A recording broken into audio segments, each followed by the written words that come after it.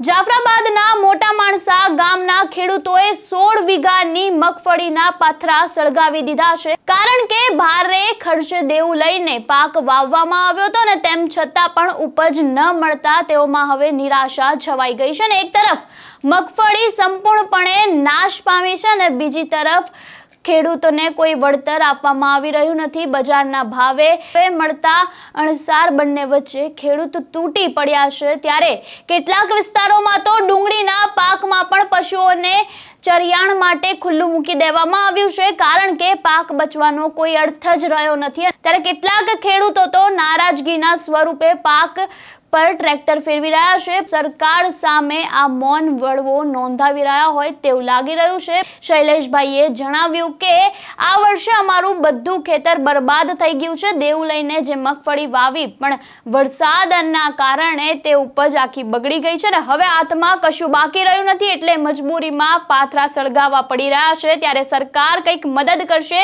તેવી અમને આશા છે।